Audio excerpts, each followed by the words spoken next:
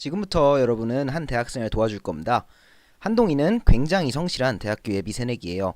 너무나도 성실한 나머지 입학하기도 전에 졸업하기 위해서 필요한 과목들을 전부 결정해놨어요. 근데 한동희가 졸업하기 위해서는 이 12개 과목을 전부 들어야 됩니다.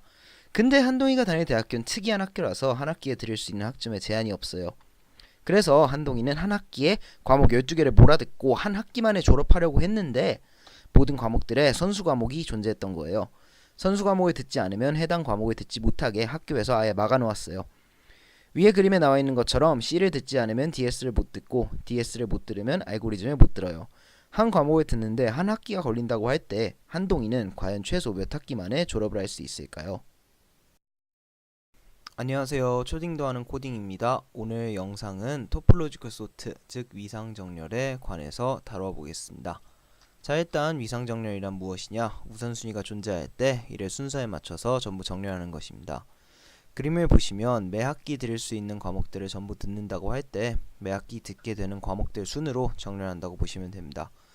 1학기에는 맨 왼쪽 15개 과목 말고는 들을 수가 없고요. 2학기부터는 선수 과목을 어떤 것을 들었느냐에 따라서 들을 수 있는 과목이 달라집니다. 모든 선수 과목을 1학기 때 들었다면 2학기 때는 DS, OODP, 소프트웨어 엔지니어링 이렇게 3개 과목을 들을 수 있게 되는 것이죠. 자, 그러면 우리가 알고리즘에 돌입하기 전에 우선 손으로 한번 풀어봅시다.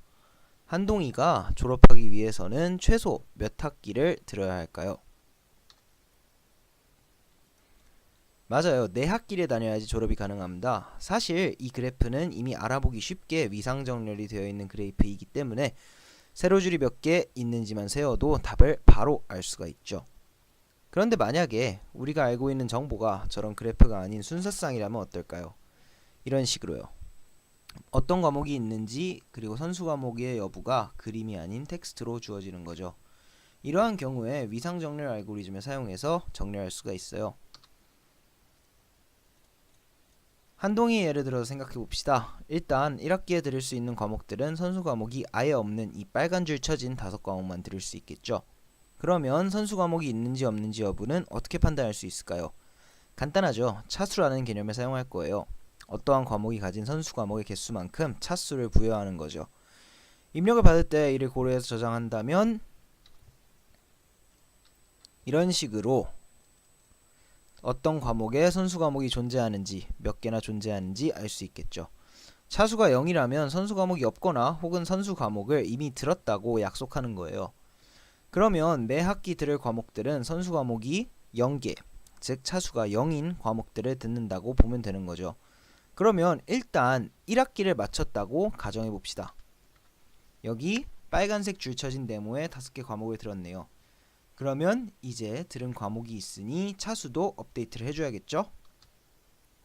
자, DS가 0이 됐습니다. C 과목이 DS 과목의 선수 과목이니 DS에서 1을 빼줍시다. 자바가 OODP 선수 과목이니까 OODP에서 1 빼주고요. C++ OODP 1 빼주고 소프트웨어 엔지니어링 1 빼주고 그래픽스 1 빼줍니다. 파이썬 웹은 아예 선수 과목이 아니기 때문에 제외합니다. 그렇다면 2학기에 들을 과목들이 결정됐네요. 초록색 사각형에 있는 차수 0인 과목들 3개를 2학기에 듣겠습니다. 그러면 똑같이 2학기에 들을 과목들도 차수를 지어줍니다. 그러면 우리가 3학기에 들을 과목들이 결정이 됐죠. 알고리즘과 OS입니다. 그리고 4학기 때 들을 과목들이 결정이 됐어요. 컴파일러와 그래픽스입니다. 그렇다면 이제 우리는 모든 과목들을 다 들었습니다. 그러면 이제 졸업을 할 수가 있는 거죠. 그리고 지난 학기는 4학기가 지난 거죠. 그러면 이제 우리가 어떤 식으로 이 문제를 해결했는지 순서를 다시 한번 리뷰해 볼까요?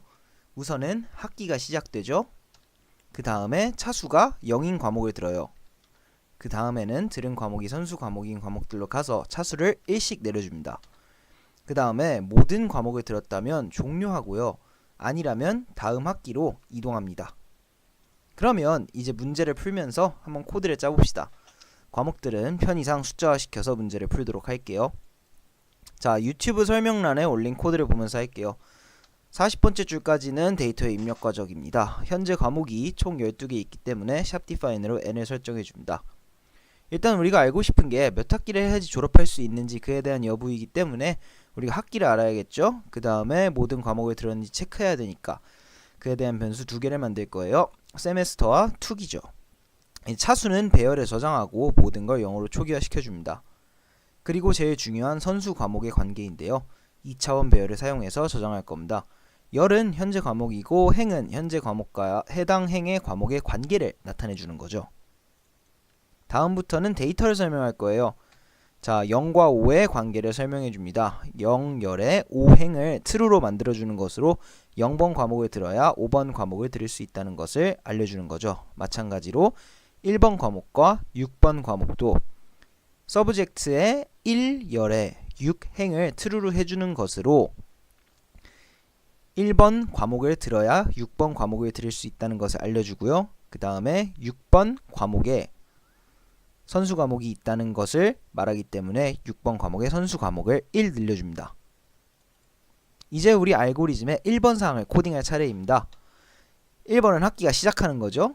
언제 졸업할지 모르기 때문에 while문을 사용해줍니다. 툭은 내가 들은 과목 수이고 n은 총 과목 수니까 툭하고 n이 정확하게 일치한다면 모든 과목을 들은 거겠죠. 1의 정지 조건으로 넣어줍니다. 그리고 학기가 시작하죠. 한 학기가 올라가요.